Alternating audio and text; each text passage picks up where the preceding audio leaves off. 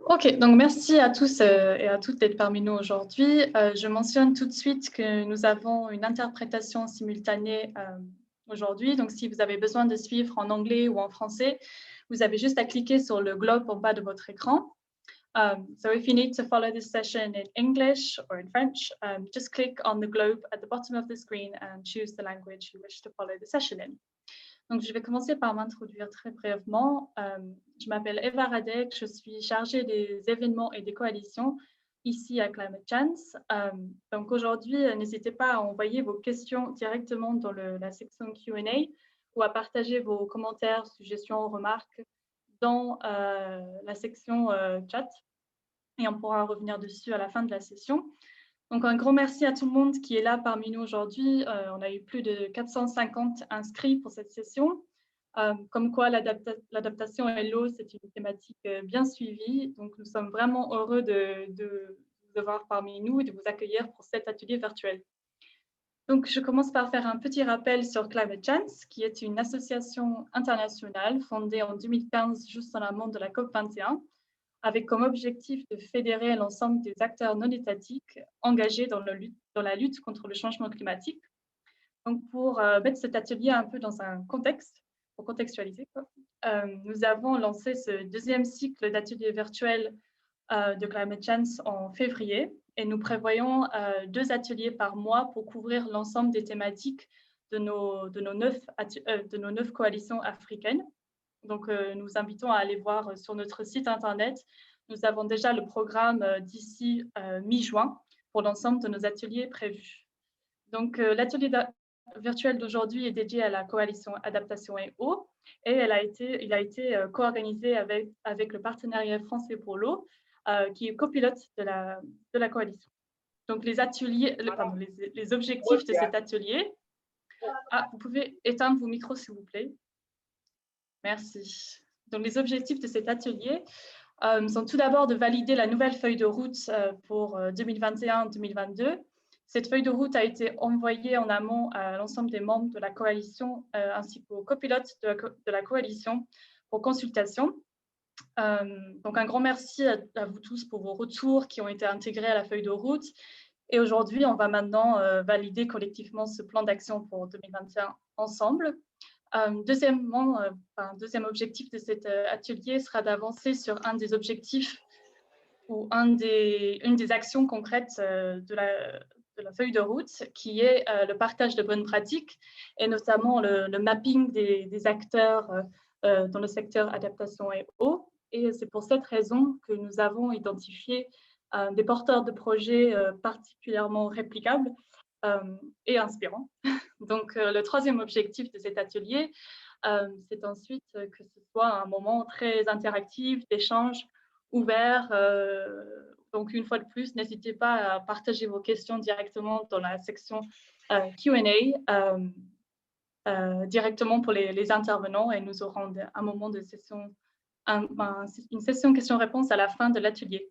Donc, juste pour présenter très rapidement nos intervenants, nous avons avec nous Jean-Luc Redeau, qui est président du groupe de travail Eau et Climat du partenariat français pour l'eau.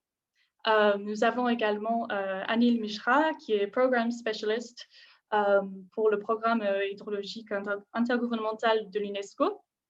Nous avons également Margot Haar, qui est coordinatrice des programmes en Afrique, Inde et France, et qui représente Up to Green Reforestation.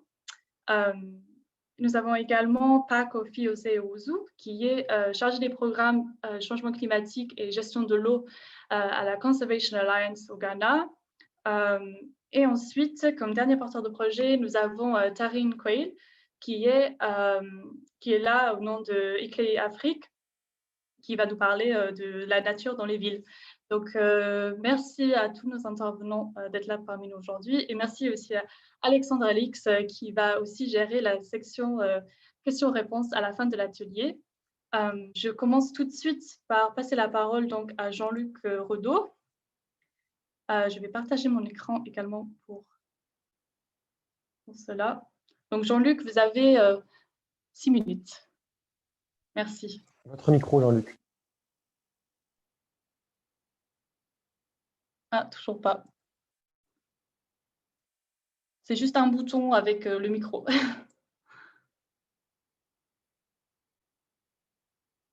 Bonjour tout le monde. C'est Bon, si on bon. peut mettre le PowerPoint en route, ce serait très bien. Oui. Voilà. Donc, Je vois pas. j'interviens aujourd'hui, alors j'espère que vous voyez bien le PowerPoint, au nom du Partenariat français pour l'eau. Pour vous rappeler très rapidement, le Partenariat français pour l'eau, c'est une plateforme de 150 acteurs français de toute origine, puisqu'il y a des administrations, des entreprises privées, des ONG, des membres du monde de la recherche, qui cherchent un petit peu à apporter notre expertise et à développer le dossier de l'eau au plan international sur quatre priorités que nous avons identifiées, sur lesquelles nous sommes présents. Non, ça va, les ODD, Pardon. le changement climatique, la biodiversité. Merci d'éteindre vos micros, s'il vous plaît. Les situations de crise. Et effectivement, donc, parasite. Hein. Can you please keep your microphones off? Voilà, donc, au-delà donc, de ces quatre grandes priorités, nous sommes très actifs effectivement dans la préparation du prochain Forum mondial de l'eau qui aura lieu à Dakar et dans la conférence mondiale de l'eau qui a été annoncée par l'ONU pour 2022. Dans les diapositives suivantes, si c'est possible. Oui. Diapositive suivante. On a les travaux récents, effectivement, non, avant. Oh.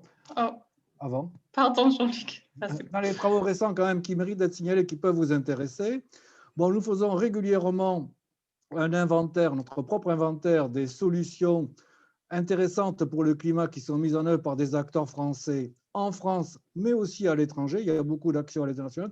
Donc, on a publié 2 plaquettes sur des solutions que j'appelle climato-sympathiques, qu'on vous invite à lire, que vous trouverez sur le site du Partenariat français pour l'eau. On fait aussi beaucoup de plaidoyer général. On a sorti un petit film sur qu'est-ce que serait un petit monde à 4 degrés, qui est plutôt un document de sensibilisation. Et le dernier sujet, effectivement, qui est très important pour nous en plaidoyer, c'est la connaissance, qui nous paraît fondamentale, sur lequel nous avons sorti 2 plaquettes sur, effectivement, de quels outils a-t-on besoin et que penser des nouveaux outils comme la télédétection pour faire face aux difficultés actuelles. Continuons. Diapo suivante. Dans les actions actuelles, les actions actuelles, donc c'est le plaidoyer, qui est notre action de fond, donc sur effectivement la place de l'adaptation, de l'eau dans l'adaptation, la connaissance, l'innovation, les transferts de technologies, les liens avec les ODD, la biodiversité, l'amélioration des CDN et au niveau européen, le lien avec la politique européenne. Nous avons 2 grandes expertises en cours. Une expertise sur effectivement ce qu'on appelle les économies d'eau et d'énergie dans les services d'eau potable et d'assainissement. Vous savez tous qu'effectivement, il y a quand même beaucoup d'innovations actuellement qui visent à faire que les services d'eau et d'assainissement deviennent progressivement autonomes d'un point de vue eau et énergie. Et une deuxième expertise qui est très importante aussi, qui a été soulevée par le dernier rapport du GIEC, c'est que penser des systèmes de production d'énergie verte, donc à partir de la biosphère, et des problèmes de stockage en grande profondeur de CO2. Ça, c'est 2 grandes expertises en cours. Et on a un deuxième grand dossier d'expertise, effectivement, que l'on est en train de développer avec l'Association française de protection contre les risques, sur les problèmes de risques liés à l'eau. Donc ça, c'est à la fois du plaidoyer et de l'expertise. Diapositive suivante. Alors, je disais qu'effectivement, quelque chose de très important pour nous, c'est le problème d'amélioration et diffusion de la connaissance. Comme vous le savez tous, la différence par rapport à l'atténuation, c'est que les problèmes de l'eau sont des problèmes locaux. Il y a des régions qui sont soumises à des problèmes de sécheresse, d'autres d'inondation. Donc, nous avons fait un effort très important pour voir comment est-ce qu'on pouvait améliorer les connaissances. On fera prochainement un webinaire le 1er avril qui fera le point de ce qu'on appelle les nouvelles connaissances sur l'état de la France. Donc, c'est les nouvelles données météo. On est en train de revoir notre système hydrologique et comment on évolue la planification. Nous avons une grande journée scientifique à laquelle on vous invite à assister, qui aura lieu à Toulouse le 5 octobre là-dessus. À titre d'illustration, je vous montre un graphique qui a été mis dans une publication qui sort de l'Institut de recherche et de développement, qui montre l'évolution des systèmes hydrométriques en Afrique, sur la partie Sahel. Vous voyez que l'on a eu une chute absolument brutale des données hydrométriques dans la partie récente. C'est très inquiétant. Notre théorie est claire, si on n'a pas des bases de données solides, à la fois en hydrométrie, suivi de la qualité des eaux, prélèvement et rejet, on ne peut pas faire des modèles pertinents. Donc ça nous paraît fondamental, c'est pour ça qu'on essaie de faire un gros effort sur effectivement comment peut-on améliorer la connaissance. Et il y a des systèmes, effectivement, par exemple, en passant par les satellites, qui permettent peut-être de pallier les difficultés que l'on rencontre actuellement. Donc ça, c'est un sujet pour nous qui est important, sur lequel on a fait pas mal de publications, on passe sur beaucoup de séminaires et sur lesquels on souhaite continuer à travailler. Diapositive suivante. Après, la suivante. Alors, si vous voulez, dans les priorités sur l'eau, bon, je ne vais pas inventer grand-chose là. J'ai repris tout bêtement ce qui ressort du dernier rapport officiel du comité d'adaptation sur les MDC. Ben, vous pouvez voir que, curieusement, on pense toujours à l'agriculture. Mais enfin, la priorité numéro 1 que l'on voit sortir au niveau mondial, c'est le problème des risques. Et effectivement, il y a beaucoup de pays qui sont menacés par des problèmes d'inondation, de typhons, etc. Donc, la deuxième priorité, c'est évidemment la sécheresse. Ce qui est rassurant, c'est que nous n'arrêtons pas de plaider que le dossier de l'eau est le principal impact des changements climatiques, c'est qu'on a bien vu ressortir dans les réactions des États que l'eau était le secteur prioritaire. Dans les secteurs concernés, on trouve évidemment l'agriculture en priorité, puisque l'agriculture est le grand utilisateur d'eau, je reconnais, mais je vous rappelle que pour la ville est aussi un sujet très, très important. D'une part parce que les villes, notamment, il y a beaucoup, par exemple en Afrique, beaucoup de villes côtières qui sont menacées par la montée du niveau des mers ou des phénomènes d'inondation urbaine. Donc la ville, pour nous, le risque nous paraît un sujet aussi important que l'agriculture. Dernier point, je vais commenter un petit peu là juste nos objectifs communs par rapport au programme que propose Climate Change. Sur les promotions des solutions fondées sur la nature, on ne peut être que d'accord, puisqu'effectivement c'est une de nos priorités, mais je voudrais insister sur un point qui est très important. C'est à la mode, les solutions fondées sur la nature, mais ce n'est pas la seule solution. Une solution de base, c'est quand même les économies d'eau. Moi, je fais beaucoup d'expertise par le passé dans des villes de pays du Sud. J'ai toujours été frappé par le fait que les fuites sur les réseaux, les gâchis d'eau étaient quand même phénoménaux. Et effectivement, une des premières actions que l'on oublie toujours, c'est que la première action, à mon avis, c'est mieux utiliser l'eau, économiser l'eau, lutter contre les fuites. Et il ne faut pas oublier non plus que les solutions classiques ne sont pas non plus à oublier. Je rappelle tout bêtement que, effectivement, lutter contre les risques, ça peut passer obligatoirement par faire des digues de temps en temps. Donc, les solutions classiques et les barrages peuvent être aussi utiles. Donc, il ne faut pas penser que ce discours sur les solutions fondées sur la nature doit nous conduire à oublier le fait que les solutions classiques peuvent avoir une utilité et que ce que j'appelle des solutions gagnant-gagnant, comme économiser l'eau ou les solutions bas carbone, sont très importantes. Par rapport aux objectifs qui ont été proposés par Climate Change, nous, on se retrouve très directement. L'accès au financement est assez important. Vous savez que le problème de financement sur l'adaptation est un problème qui fait l'objet de beaucoup de discours et qui n'est pas très clair, qui mérite d'être résolu. Le rôle des collectivités locales, évidemment, ça nous paraît très important. Comme je l'ai dit, nous avons un gros programme de travail sur, effectivement, comment améliorer les services d'eau potable et d'assainissement. Bon, pour les grandes villes, on peut s'inspirer effectivement beaucoup des nouvelles technologies qui sont mises en place dans nos pays. Je pense que là, il y a beaucoup de transferts de technologies possibles pour les villes africaines. En milieu rural, c'est peut-être d'autres solutions qu'il faudra trouver. Et je dis que peut-être parfois le retour au passé pourra ne pas être inutile. On a abandonné, par exemple, dans nos pays riches, le système des châteaux d'eau au profit des pompes à débit variable. Or, si on réfléchit, pour des petites communautés rurales qui n'ont pas accès à un réseau d'électricité, ben finalement, le système du panneau solaire et du château d'eau est quand même un système très intelligent, puisque ça permet de résoudre pour partie ce problème de l'intermittence de ce système de production énergétique. Donc là aussi, il y a toute une réflexion que nous développons à partir de l'expérience de nos ONG en Afrique sur effectivement quelles solutions peuvent être les mieux adaptées en milieu rural. Sur OK. les autres points, je Jean-Luc, on dirais, arrive à la fin moi, des j'ai 6 presque minutes. fini. Sur Parfait. l'objectif 3, planification, ben, vous savez aussi que là, c'est une action importante qui est menée par notre pays dans le cadre du RIOB. Il y a un RAOB africain, d'ailleurs, que vous devez connaître. Donc, là aussi, la France a toujours été en pointe, à la fois par son expérience nationale des agences de l'eau et à l'international sur la politique de gestion intégrée des ressources en eau.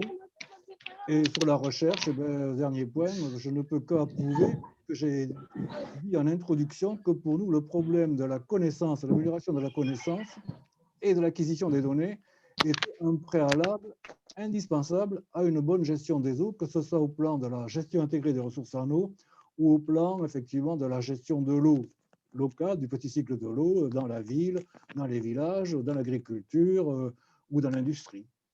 Donc voilà, donc nous sommes OK. parfaitement en phase avec les priorités de Climate Change et même, je dois dire que sur les villes, il y a des matières à travailler beaucoup plus étroitement entre le PFE et je pense que ce que nous menons sur les services d'eau potable et d'assainissement pourrait être très utilement valorisé au sein de Climate Change. Voilà pour résumer. J'ai tenu mes 6 minutes. OK. Oui, à peu près. Merci beaucoup, merci beaucoup Jean-Luc pour cette, introduction en fait, pour l'atelier. We're now going to listen to Nous Anil allons Mishra. maintenant écouter Anil Mishra. Anil travaille avec l'UNESCO depuis une quinzaine d'années en tant que spécialiste du programme hydrologique. Il va nous présenter aujourd'hui le travail de l'UNESCO sur l'eau dans la région africaine du Ghana. Thank you. Let me share my screen. Can you see Perfect. my Yeah. screen? Yeah, okay. And you can hear, Vous obviously. voyez So thank ici you for mon the écran. Merci de m'avoir donné cette occasion de partager aujourd'hui et de partager sur l'impact du changement climatique sur les ressources en eau en Afrique avec le programme de IAHP, intergouvernemental hydrologique au niveau de l'UNESCO.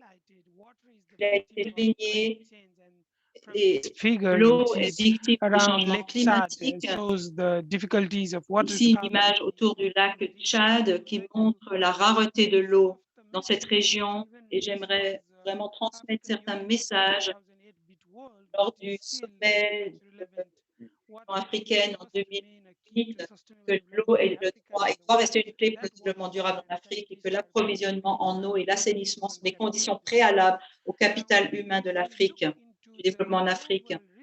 Si nous regardons les chiffres au niveau global, le rapport qui a été donné cette année, même pendant ce temps de pandémie, nous voyons ici, nous voyons encore les effets du changement climatique.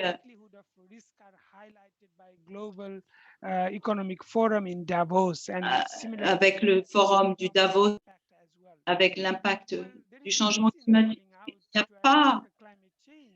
il n'y a pas de vaccin contre le changement climatique, contrairement au Covid-19. Donc, pas de vaccin contre le changement climatique. Et on pense qu'il y aura jusqu'à 250 000 morts par an en plus à cause du changement climatique en Afrique. Cette diapo nous montre ici qu'il y a 9 défis concernant le défi de l'eau pour l'Afrique, c'est-à-dire avoir de l'eau potable, assurer l'accès à l'eau dans les bassins, pour l'hydropuissance, pour l'utilisation sanitaire, pour répondre aussi à la demande en eau de plus en plus importante, la gestion de l'eau dans le changement climatique, etc. Ce sont les défis rencontrés en Afrique concernant l'eau. Et voici donc les ODD, les engagements concernant les ODD qui sont tournés autour de l'eau. Comme j'ai dit que l'eau était victime du changement climatique, qui demande donc un engagement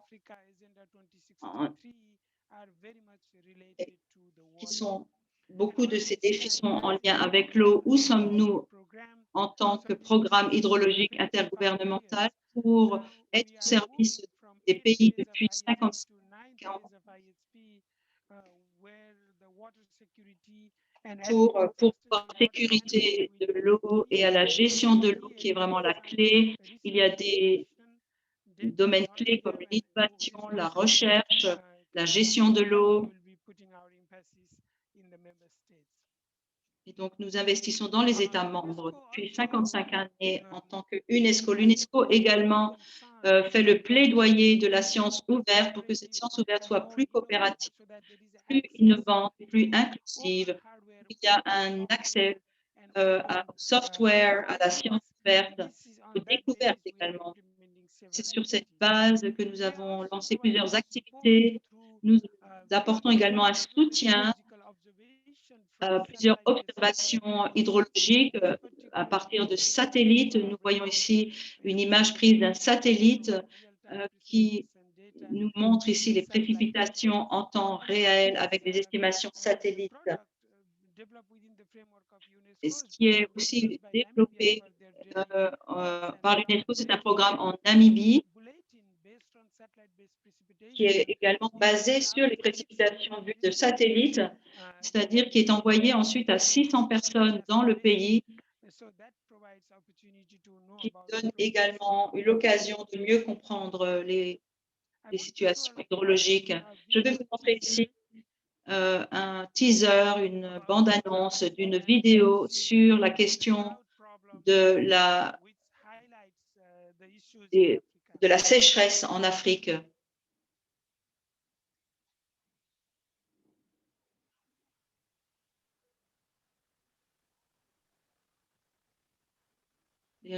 Les sécheresses qui ont un impact, bien sûr, sur tout le continent.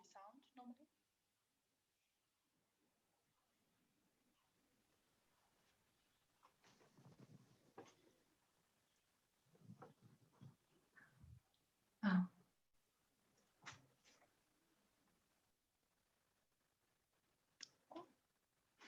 So this video shows, cette vidéo, effectivement, vous voyez l'impact des sécheresses, en particulier à l'Anthropocène, et l'UNESCO a déjà travaillé il y a 60-70 ans à développer des capacités.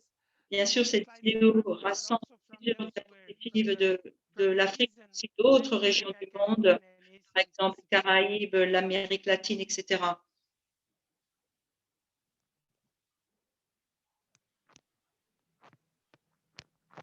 And the video also shows some of La vidéo montre également certaines solutions qui ont été orientées, comme les récoltes sous serre, etc. C'est une exposition que nous avons organisée il n'y a pas très longtemps. Nous avons également une publication qui parle des sécheresses dans l'Anthropocène. Et puisque l'UNESCO est un programme intergouvernemental et apporte des informations scientifiques, nous avons donc développé cette plateforme de suivi des sécheresses pour montrer les différents systèmes. Nous travaillons également au Malawi en utilisant différentes technologies comme l'intelligence artificielle pour détecter les risques d'inondation ici sur la gauche, Mozambique, et nous aidons donc des États membres de l'UNESCO. Et récemment, avec le soutien d'autres pays, nous avons développé des systèmes d'avertissement, d'alerte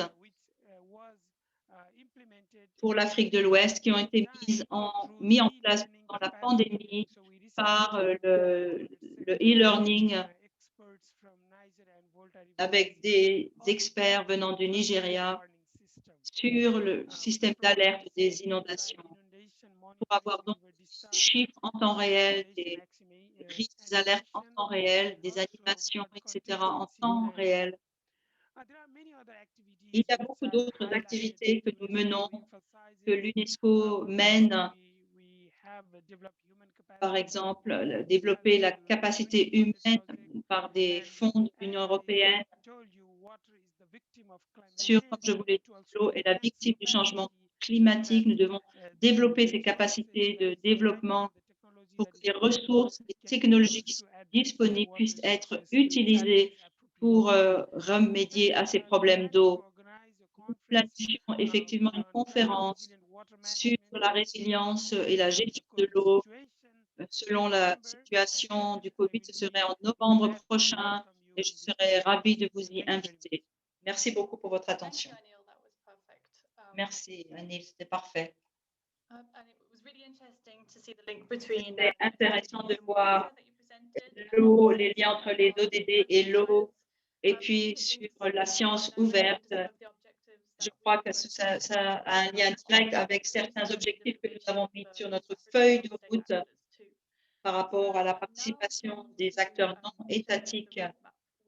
Maintenant, je vais partager avec vous la feuille de route. Ce sera assez bref.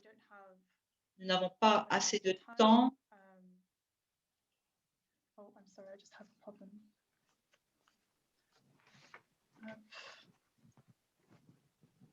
I'm not helping. Here we go. Okay, so the roadmap is divided La up feuille de route into three main est questions. divisée entre trois questions principales. Où en sommes-nous? Where do we want to go? Où voulons-nous aller? Et comment y arriver? Cette feuille de route a été envoyée à nos membres de la coalition et a été intégrée. Nous avons intégré plusieurs exemples qui ont été partagés par nos membres. La première partie, où en sommes-nous? C'est-à-dire mettre à jour toutes les informations que nous avions reçues lors de la feuille de route de 2018 avec certaines données que nous avons rajoutées, que nous pourrons partager avec vous après l'atelier, certains exemples de solutions trouvées pour les problèmes d'eau, les ressources en eau, quelques informations sur l'accès aux données, l'accès plutôt à l'adaptation et aux projets d'eau que nous avions eu lors d'ateliers précédents. Sur la partie numéro 2, où voulons-nous aller?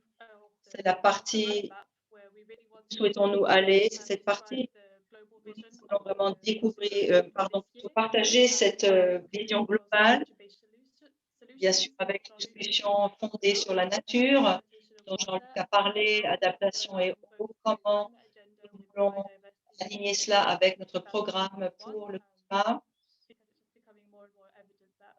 One can't be without the other. So these are the objectives that Jean-Luc presented. And then Ce sont les objectifs que Jean-Luc a présentés. Et puis enfin, la troisième partie de notre feuille de route qui est encore ouverte pour la consultation. Nous allons donc valider cela ensemble. C'est comment souhaitons-nous y aller. Ici, nous avons deux actions principales. La première action, c'est d'abord l'information générale sur le secteur de l'adaptation et de l'eau en nous servant de notre liste de diffusion que nous avons depuis 2018 pour partager des informations sur l'adaptation et l'eau, les événements que nous avons organisés, les fonds, les financements qui sont attachés, les projets en cours, etc., que nous voulons partager autant que possible. C'est aussi un appel, bien sûr, à vous encourager à faire la même chose en tant que Climate Change. Nous pouvons le faire, mais si cela vient également de vous, de nos membres, c'est aussi une bonne chose. Et la deuxième chose, la deuxième action, c'est faire le mapping des acteurs et des repérages de solutions fondées sur la nature et pour trouver aussi les acteurs non étatiques qui sont impliqués dans ce programme, qui est un lien parfait avec ce que nous allons écouter maintenant, la personne suivante. Alors, si vous avez des questions sur la feuille de route, n'hésitez pas à les partager par le chat box ou par email et nous vous répondrons par email. Donc, nous allons maintenant passer la parole à trois organisations travaillant très concrètement sur des solutions pour l'eau et l'adaptation sur le continent africain. Nous espérons que les projets que nous avons sélectionnés vont vous inspirer car ils sont tout particulièrement réplicables. Commençons donc par un projet qui a lieu au Sénégal, un pays très touché par les impacts du changement climatique, notamment l'avancée de la mer, érosion côtière, désertification, et sur quoi on va se concentrer aujourd'hui, la réduction des mangroves. Donc, je passe donc tout de suite la parole à Margot, qui est coordinatrice des programmes à Up to Green, une organisation membre du PFE. Margot, vous avez 8 minutes et c'est moi qui va partager votre PowerPoint. Bien, s'il vous plaît. Vous pouvez commencer tout de suite. D'accord.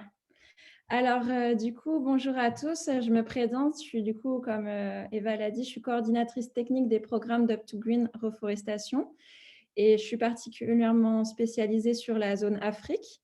Donc, en quelques mots, Up2Green Reforestation, c'est une ONG française qui soutient financièrement et techniquement des programmes de reboisement et d'agroforesterie communautaire à la fois en Amérique latine, en Amérique latine, en Afrique et en Asie. Donc voilà, on travaille particulièrement sur des zones tropicales. Et depuis 2018, on travaille également au développement de filières favorables à la préservation de la biodiversité, comme des filières apicoles. Donc voilà. On travaille actuellement au Mexique, en Colombie, en Inde, au Bénin et au Sénégal. Donc voilà. Diapo suivante, s'il vous plaît. Donc, pour répondre au thème de l'atelier adaptation eau et Afrique, je vous propose de vous présenter le projet qu'on soutient depuis 10 ans au Sénégal, aux côtés de l'Océanium de Dakar. Donc, pour vous présenter tout d'abord le contexte. Donc, la mangrove, qu'est-ce que c'est? C'est un écosystème que l'on retrouve dans les zones de transition entre le littoral et les terres et qui sont soumis à l'influence des marées et qui est présent dans la quasi-totalité des zones littorales subtropicales. Donc, c'est une forêt immergée qui est principalement constituée de palétuviers qui appartiennent au genre Rhizophora, Avicennia, Chronocarpus et d'autres genres. Mais il y a très peu d'espèces de palétuviers. Il y a à peu près 6 espèces qui poussent. Donc voilà. Par contre, il y a une très grosse diversité faunistique qui se développe dans la mangrove. Donc aussi bien des oiseaux, des singes, des amphibiens. Enfin, ça abrite une grosse diversité au niveau de la faune. Donc, c'est un habitat qui est indispensable à la reproduction des espèces comme les poissons et les crustacés. Et ça sert de vivier pour les oiseaux et d'autres espèces. C'est un écosystème qui est très important parce qu'elle procure du bois de construction et de nombreuses ressources de pêche aux habitants locaux. Donc, par exemple, au Sénégal, là, on travaille, les femmes récoltent les huîtres, les hommes, beaucoup vont pêcher. Enfin, c'est vraiment une très grosse ressource pour la sécurité alimentaire. Et c'est un rôle très important car elle joue un rôle de tampon entre les eaux douces et les eaux salées et donc prévient l'avancée de la langue salée sur les terres. Donc, la mangrove est très importante pour la lutte contre le changement climatique, car c'est un écosystème qui a un très fort potentiel de stockage de carbone atmosphérique par unité de surface, à la fois dans les palétuviers et dans les sédiments. Et c'est un écosystème qui permet de protéger les littoraux face aux aléas climatiques. Donc, on s'est rendu compte que les littoraux où il y avait de la mangrove ont beaucoup moins subi les conséquences de tsunamis, par exemple. Et ensuite, c'est un écosystème, là où on travaille, qui est très important, en tout cas là où on travaille pour les communautés. Donc là où on travaille, c'est des communautés Diola, qui sont une ethnie qui vivent principalement de la riziculture à proximité de la mangrove et de la pêche. Et c'est la mangrove qui protège les espaces rizicoles de la salinisation. Diapo suivante, s'il vous plaît. Donc voilà. Du coup, le programme des mangroves et des hommes qu'on soutient depuis 10 ans avec l'Océanium de Dakar. Donc, tout d'abord, l'Océanium de Dakar, c'est une association sénégalaise de protection des ressources naturelles. On a commencé en 2011 avec eux pour le reboisement de mangroves et depuis 2018, on a commencé un projet pilote de préservation d'un riz local qui est très important pour les rituels des ethnies Diola et qui est très important pour conserver la diversité des semences et c'est aussi une espèce plus adaptée au réchauffement climatique. On ne voit plus le diapo du coup. Je ne sais pas ce qui se passe. Eva? Oui, bon, du coup, donc voilà. Ensuite, du coup, les bénéficiaires, comme je vous l'ai dit, c'est les villages qui sont situés à proximité de la mangrove. On a travaillé aussi avec des riziculteurs et on est en train de travailler avec un groupement d'intérêt économique de femmes pour un projet apicole pour la production de miel de mangrove. Donc, voilà les objectifs de ce programme. Donc là, on est sur le slide objectif. Voilà, merci. Oui, c'est du coup de reboiser la mangrove, de prévenir la salinisation des terres, restaurer les ressources halieutiques et stocker du carbone. Donc voilà, diapo suivante, s'il vous plaît. Donc voilà, juste pour faire une brève présentation des résultats depuis 2011. Donc il y a à peu près 1000 hectares qui ont été reforestés en Basse-Casamance. Donc comme on peut le voir sur la carte qui est présentée, bon, je ne sais pas si c'est assez gros, mais toutes les zones colorées sont les zones qui ont été reboisées. Donc, la photo à droite, on peut voir une parcelle qui a été reboisée, par exemple, qui a été plantée en 2012. Donc, on peut voir qu'elle a été totalement reboisée. Donc, c'est des résultats plutôt positifs. Et pour les perspectives à partir de 2021, on pense pouvoir reboiser 300 hectares par an grâce au soutien financier qu'on a actuellement. Donc, voilà. Diapo suivante, s'il vous plaît. Ensuite, concernant, donc on a vraiment cette partie de reboisement de mangroves, mais aussi la partie développement d'activités favorables à la préservation de l'environnement. Donc, le but, c'est aussi de sensibiliser les communautés locales en leur montrant que grâce à la préservation de la mangrove, on peut développer des activités à forte valeur ajoutée comme l'apiculture et la production de miel de mangrove, qui est un miel à très forte valeur ajoutée. Donc, on avait commencé un projet pilote en 2019 avec la formation de 6 bénéficiaires dans 3 villages pilotes. Et donc, voilà, donc aujourd'hui, ils commencent leur première récolte. Et là, pour voir plus grand en 2021, l'objectif, c'est vraiment de former un groupement économique de femmes pour aller jusqu'à la vente de miel de mangrove et d'étendre un peu les bénéficiaires. Et voilà, pour faire rapide aussi, on a aussi créé une banque de semences d'un riz qui est plus adaptée au changement climatique, qui résiste mieux à la salinisation des terres et aux sécheresses. Donc, c'était un riz qui était perdu à cause de la diffusion d'un riz asiatique pendant des années et qu'on a réintroduit avec des riziculteurs qui désiraient le cultiver de nouveau pour leur culture et pour l'adaptation au changement climatique. Donc, voilà. Diapo suivante, s'il vous plaît. Donc, la réplicabilité du projet, tout d'abord, du coup, oui, pardon. Du coup, c'est un projet qui est très réplicable parce que déjà, il y a énormément de financement. Il y a une grosse priorité qui est mise sur la préservation des zones humides dans les financements actuellement, dont les mangroves pour l'adaptation au changement climatique. Pardon. Oui, pardon, excusez-moi, j'avais mis le minuteur. Du coup, voilà, il y a beaucoup de financement pour ce type de projet parce que la mangrove, c'est aussi un fort potentiel de stockage carbone et il y a beaucoup de financements qui sont intéressés aussi pour du coup le reboisement de la mangrove. Aussi, il y a beaucoup d'acteurs qui travaillent sur la mangrove, donc il y a une possibilité de fédérer un réseau multi-acteurs pour partager les bonnes pratiques, mais c'est quand même un reboisement qui est assez facile à faire et assez facile à expliquer aux communautés locales. Surtout pour le genre Rhizophora. Et le plus important pour la réplicabilité du projet, c'est surtout la mobilisation des communautés. Donc, c'est vraiment faire participer les communautés, les rendre acteurs et leur faire comprendre l'importance grâce au développement d'activités alternatives pour la préservation des mangroves. Donc, ça, c'est vraiment la force de notre partenariat avec l'Océanium, c'est vraiment leur force de mobilisation des populations pour la préservation de la mangrove. Donc, voilà. Donc, c'est tout.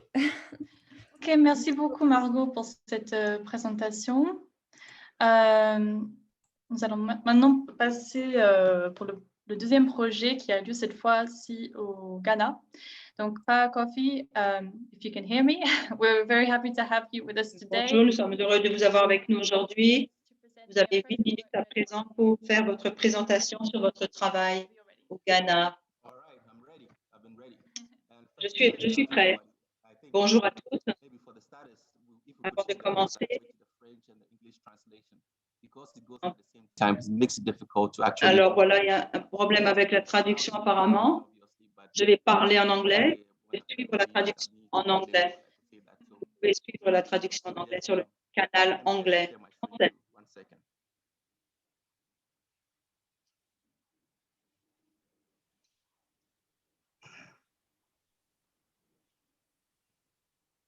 Okay. I don't know, can you see the screen? Yeah. Perfect. Perfect. Okay, good. Well, so my name is Park Kofi and I work with Kofi, je travaille avec Alliance Conservation Internationale. Je vais parler ici comment transformer les paysages agricoles dans le nord du Ghana avec la technologie d'irrigation PAV, le projet PAV.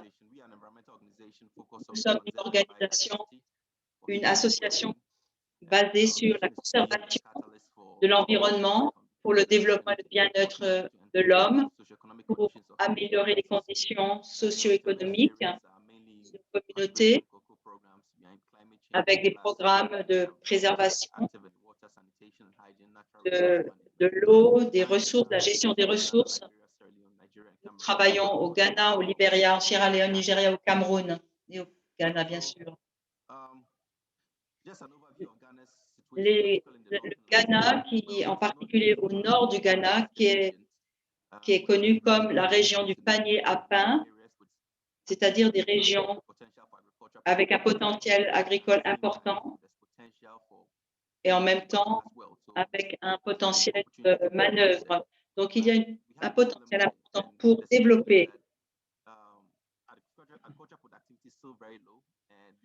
Donc, la productivité n'est pas assez élevée et doit être améliorée avec l'amélioration de l'accès à l'eau. Et la productivité pourrait s'améliorer de 100 à 150%. Mais à cause des changements climatiques qui se manifestent par les inondations, les coupures d'eau, nous voyons malgré tout un taux de pauvreté, de malnutrition encore assez élevé et un problème de migration parmi la jeunesse. La situation est celle-ci, il y a parfois trop d'eau à cause des inondations pendant la saison des pluies et pas assez d'eau à d'autres moments de l'année. Et donc, nous avons cette capacité, parce que pendant les saisons sèches, il n'y a absolument aucune ressource d'eau disponible. Et les inondations peuvent durer de 7 jours jusqu'à 3 mois et peuvent atteindre des niveaux de 5 mètres à 10 mètres. Pour vous montrer un peu la situation. En général, nous avons fait maintenant des recherches depuis 2004 pour développer le nombre de récoltes, même pendant la région sèche, pour prendre justement l'eau des saisons des pluies, la garder et l'utiliser comme eau supplémentaire pendant la saison sèche. C'est une double situation. Donc, avec ce projet, cette technologie, nous avons l'occasion de développer une irrigation dans la saison sèche. Je veux parler ici de cette technologie qu'on appelle la technologie PAV, qui est une irrigation qui capte l'excès d'eau sur les terres agricoles et injecte l'excès d'eau sous terre pour pouvoir irriguer jusqu'à 5 acres de terre. C'est une technologie de base contextuelle, c'est-à-dire que cette technologie peut être adaptée selon les contextes. Donc, nous prenons tous ces éléments en considération pour l'appliquer à notre technologie. Au nord du Ghana, nous avons pu développer ce projet dans le district. Nous l'avons fait avec des financements venant de l'USAID. Non seulement nous avons développé la technologie, mais nous avons pu donc faire la culture de légumes de haute valeur, par exemple des piments, des poivrons, en utilisant l'eau, faire ces cultures Ce sont des légumes qui sont demandés, que nous ne pouvons pas avoir normalement en saison sèche. Nous avons inclus 322 agriculteurs fermiers. Alors, comment construire une telle technologie? Nous travaillons avec les communautés, nous posons des questions, nous engageons les parties prenantes, nous évaluons également les sites sur place, les systèmes d'irrigation, nous faisons des échantillonnages du sol, nous vérifions les installations. Les gens m'ont demandé également comment est-ce que vous obtenez le matériel pour développer cette technologie. Vous pouvez les trouver dans n'importe quel pays du monde. C'est-à-dire que vous pouvez trouver au Ghana. Vous n'avez pas besoin forcément de l'importer. Vous pouvez trouver ces choses assez facilement.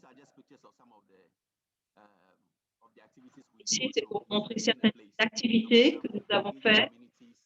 Par exemple, dans un village, nous avons engagé la population.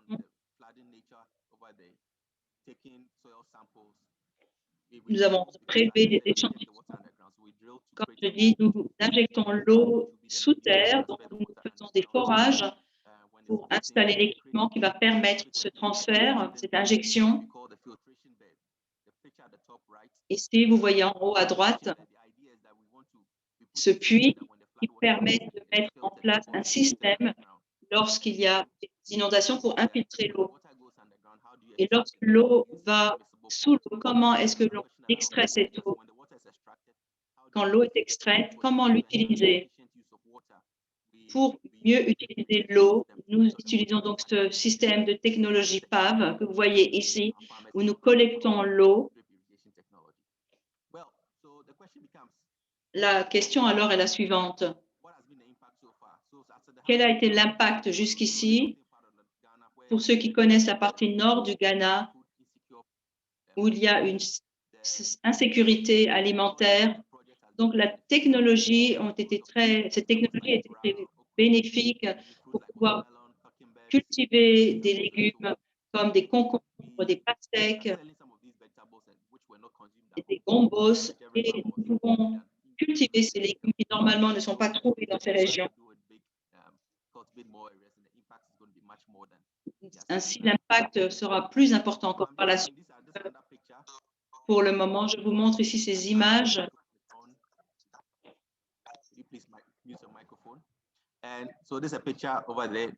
Ici, vous voyez l'image en haut des cultures. Cet homme à droite qui a un restaurant au nord du Ghana, à Tamale. Il a un restaurant dont les produits sont ceux qui proviennent de la région nord du Ghana. L'impact socio-environnemental.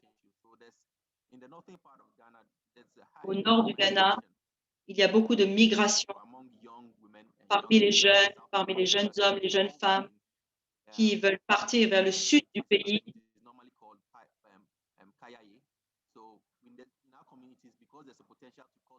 Mais maintenant, à cause de ce potentiel de pouvoir cultiver pendant toutes les saisons, le niveau d'immigration a été diminué. Et cela a permis également de faire des liens entre les communautés locales, d'avoir un plus grand intérêt pour la culture pendant la saison sèche et une plus grande connaissance de l'importance de la gestion des pesticides. Nous voulons étendre et élargir ce projet à d'autres communautés. Et nous voulons avoir un modèle qui soit profitable pour être en partenariat avec Pattern Food Limited, qui utilise le marché des légumes et de s'assurer que les fermiers ont suffisamment d'activités productives.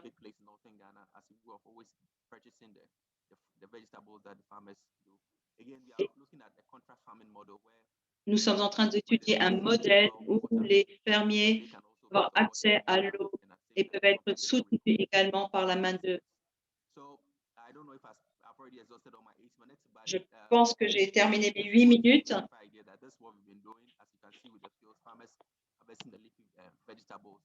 Mais vous voyez sur cette photo des fermiers qui cultivent les légumes. avant le début de ce projet, il y avait beaucoup de scepticisme, les gens n'étaient pas très convaincus sur notre technologie. Mais maintenant, nous voyons le succès de ce programme. Nous voyons ici que c'est une occasion pour ces jeux d'utiliser pour faire des cultures en dehors des saisons des pluies. Merci beaucoup. Je suis ouvert à toutes les questions. Merci beaucoup. Merci pour les liens entre l'agriculture, l'eau, la biodiversité, l'agriculture, etc. Maintenant, nous allons parler du travail de l'ICLER Afrique. Je vais demander à Taryn maintenant de partager sa présentation. Can you see the screen okay? Yeah, perfect. On voit bien l'écran. So thank you so much and good afternoon. Merci encore pour cette invitation. Bonjour à tous. Je vais essayer aussi bref que possible, vu le peu de temps que nous avons, juste pour partager ce que nous avons fait sur l'eau, le climat et les projets basés sur la nature. Clé, pour ceux qui ne connaissent pas, est un réseau de villes. Nous travaillons sur 5 domaines, sur la résilience, le développement, sur les développements basés sur la nature. Nous avons donc un mouvement de collectivités locales qui sont engagées, de villes, envers le développement durable et un meilleur environnement. Un des programmes que j'aimerais partager avec vous aujourd'hui, qui s'appelle UNA, Atout naturel urbain pour l'Afrique. C'est un programme qui existe depuis 7 ans dans 6 pays et dans 8 villes. L'idée de ce programme est d'essayer d'utiliser la nature dans la planification urbaine, dans le développement urbain, surtout dans le contexte urbain. Et souvent, l'environnement n'est pas aussi recté, avec un budget séparé. Mais l'idée, c'est de pouvoir utiliser et de pouvoir vraiment se servir des solutions basées sur la nature, fondées sur la nature, pour le développement urbain. Et la différence avec ce projet UNA, c'est un programme qui est basé sur les besoins. Ce que nous essayons de faire, c'est d'évaluer le contexte particulier pour vraiment augmenter l'impact de programme. De quoi avons-nous besoin pour pouvoir impliquer une plus grande participation, pour évaluer les besoins d'une ville, quels sont les manques, quelles sont les opportunités qui se présentent, et développer les activités particulières de la ville autour de ces besoins qui ont été identifiés. Par exemple, la plupart des villes, nous avons fait une cartographie et nous avons vu qu'il y a souvent un manque de données sur les services d'écosystèmes et pour voir comment faire les priorités concernant l'écosystème.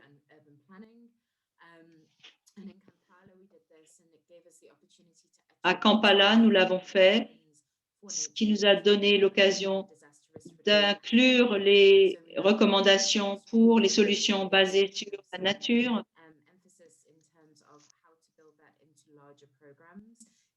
Et pour voir comment impliquer ces choses dans un programme à plus grande échelle et pour concevoir des programmes qui pourront aussi soutenir les initiatives existantes. Un des aspects critiques de ce projet, c'est vraiment de laisser suffisamment d'espace pour l'expérimentation.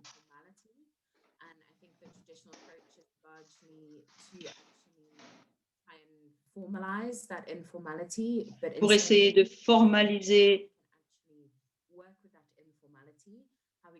c'est-à-dire comment travailler avec les aspects informels, comment développer des approches différentes, comment s'adapter aux situations locales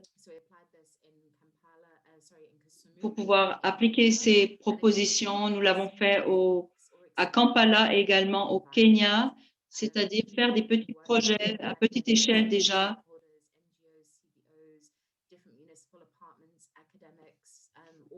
à différents niveaux pour qu'ensemble, nous puissions, je n'entends pas, pour voir comment lutter contre la pollution, contre les inondations et trouver donc des solutions basées sur la nature pour développer la résilience de ces communautés urbaines.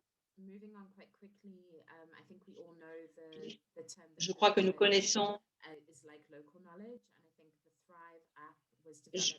je crois que cette application, donc Thrive, qui s'appelle Thrive, a été développée, qui est en fait une liste des solutions basées sur la nature avec des étapes pour suivre ces solutions étape par étape. Cette application a été amenée dans les écoles, dans les ménages, pour permettre aux personnes de connaître les solutions qui sont disponibles. Nous travaillons avec des municipalités. Bien sûr, avec le Covid, les défis ont été importants en termes de sécurité, de santé,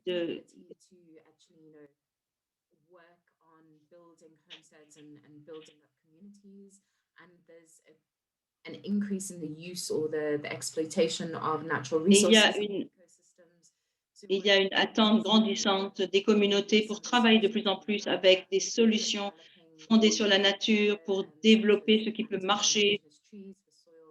Par exemple, garder certains arbres pour le sol, la culture urbaine, qui pourrait aussi bénéficier à d'autres districts, d'autres communautés, d'autres aspects clés dans ce programme. C'est-à-dire que le changement se passe pendant le processus. Et un de nos projets, c'est aussi de développer les ressources. Nous avons développé beaucoup de ressources, notamment des manuels qui abordent les différents aspects des solutions basées sur la nature.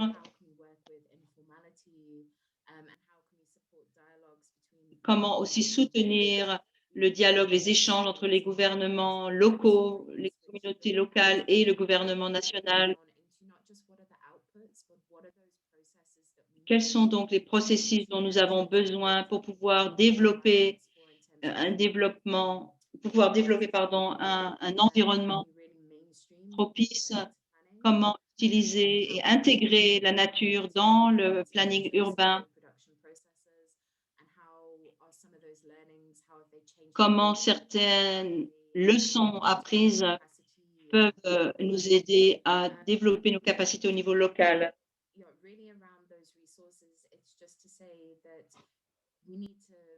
Et nous devons bien sûr nous focaliser sur comment saisir tous ces processus, développer des relations, des liens. Bien sûr, le dernier point qui est important, c'est le point financier pour trouver d'autres financements pour ces solutions basées sur la nature.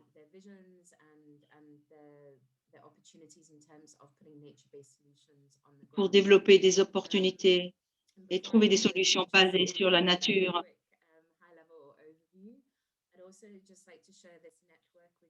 J'aimerais également partager ce réseau avec vous qui s'appelle Ville avec la nature, Cities with Nature, qui est un mouvement ou un réseau de villes qui essayent de voir ensemble comment utiliser la nature ou inclure la nature dans l'environnement. Cette initiative a été lancée avec ICLEI et permet d'accéder à différentes ressources, des ressources qui peuvent provenir d'ICLEI, mais aussi de nos autres partenaires comme Nature Conservancy ou IUCN. Vous pouvez également y trouver un registre dans lequel les villes peuvent s'inscrire pour montrer des études de cas et partager les expériences.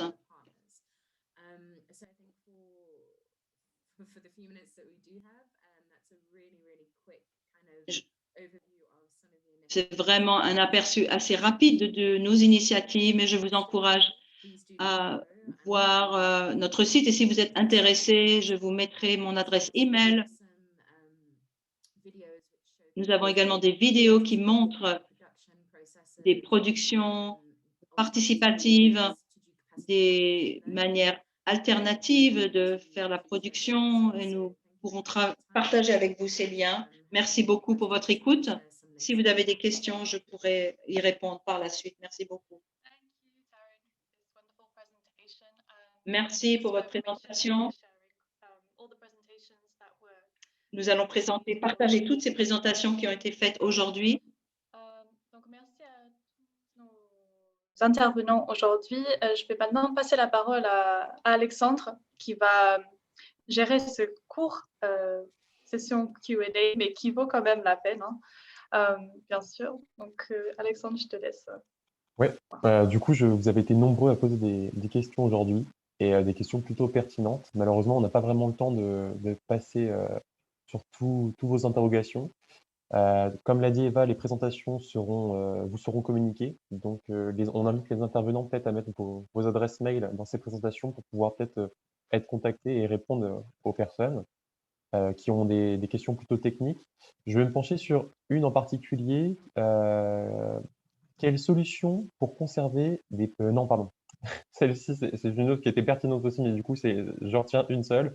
Quels sont les leviers à activer et comment le faire pour permettre une mobilisation rapide, efficace des fonds pour les solutions basées sur la nature? Donc ça, c'était une question avec des compléments: Water and Climate Nature-Based Solutions, Water Finance Facility, Lobbying citoyen, Recherche et développement, communication. Donc, quels sont les leviers selon vous, hein? Donc, je m'adresse à tous les intervenants. Peut-être on peut débuter par Jean-Luc, mais j'invite tous les intervenants du coup à rebondir sur cette question. Jean-Luc, qu'en pensez-vous sur ces leviers de fonds, sur les solutions fondées sur la nature? Votre micro, hop, voilà, parfait.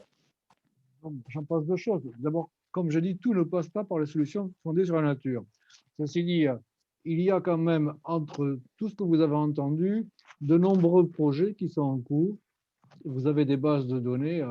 Il y en a une qui vient d'être citée là par notre collègue. Le partenariat français pour l'eau en a aussi une dans son inventaire des solutions. Donc, il y a aujourd'hui une bonne base de données de solutions fondées sur la nature.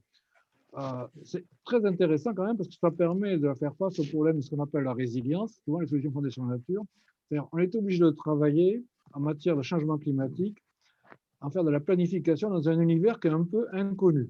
On ne sait pas ce qu'il va devenir souvent. Donc, il faut que l'on imagine des solutions qui sont capables de s'adapter à un avenir incertain. Et les solutions fondées sur la nature sont excellentes pour ça. Alors, effectivement, nous, on a beaucoup d'exemples. C'est vrai que, par exemple, dans notre pays, en France, et c'est souvent vrai à l'étranger, on dit que quand on veut lutter contre les inondations, chaque fois que l'on peut, il vaut mieux utiliser des champs d'expansion de crues que de faire des digues. Il y a des fois, on est obligé de faire des digues. Mais chaque fois qu'on peut le faire, il vaut mieux, effectivement, sacrifier des terrains. Ils ne sont pas forcément sacrifiés parce que ça peut servir pour des prairies, ça servira pas pour effectivement faire face aux inondations. Donc, il y a des tas de solutions intéressantes qui sont expérimentées à droite à gauche qui peuvent inspirer tout le monde. Et c'est vrai que... Mais, comme je l'ai dit, ça ne doit pas faire oublier que des solutions élémentaires comme les économies d'eau, et ça j'y reviendrai tout le temps, resteront toujours prioritaires. Merci Jean-Luc. Taryn, if you have any comments on these questions?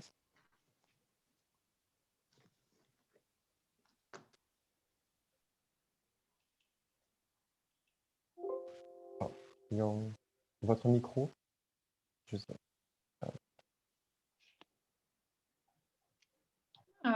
Taryn? Margot peut-être? Non, c'est bon, le micro de Taryn est activé. Sorry, let me just turn interpretation off. Yeah, I think I concur with the comments that have been made. I think avec les commentaires qui ont été faits au niveau des villes, il y a encore beaucoup à faire. Comprendre et mettre en place ces solutions basées sur la nature, avec bien sûr l'aspect financier qui est important, et pouvoir mettre en place ces solutions dans tous les secteurs, pas seulement dans un seul secteur,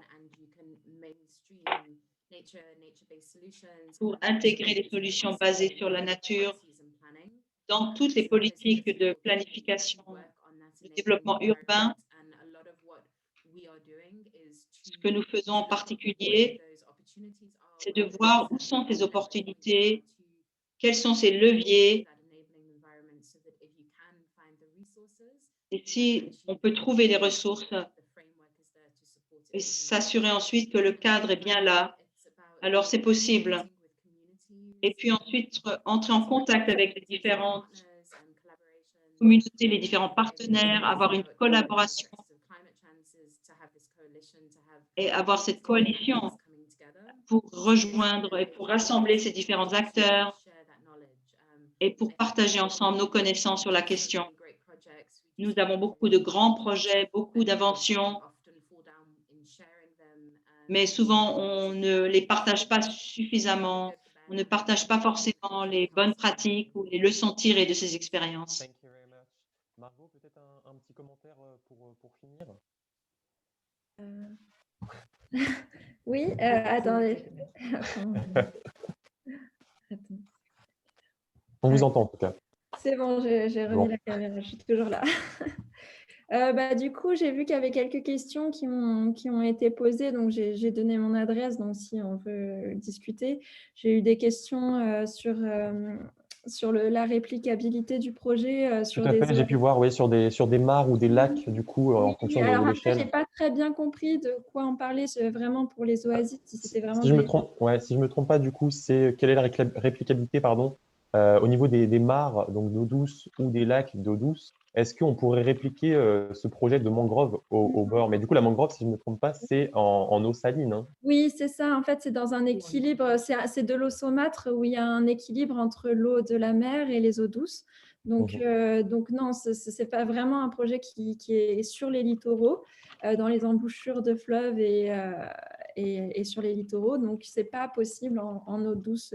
Après, voilà, il faut voir les zones où elle est présente naturellement aussi, parce que le but, ce n'est pas de créer un écosystème là où il n'existait pas à la base. Donc, Tout à fait. c'est de reboiser une zone qui a été dégradée, soit à cause de l'homme, soit à cause des sécheresses à répétition. Donc voilà. Ça marche. Merci Margot pour ce complément. Eva, du coup, je te redonne la main peut-être. Oui, c'était très court comme un moment de questions-réponses, mais on va toujours pouvoir communiquer dans le futur. Il n'y a aucun souci avec l'ensemble de nos membres de la coalition.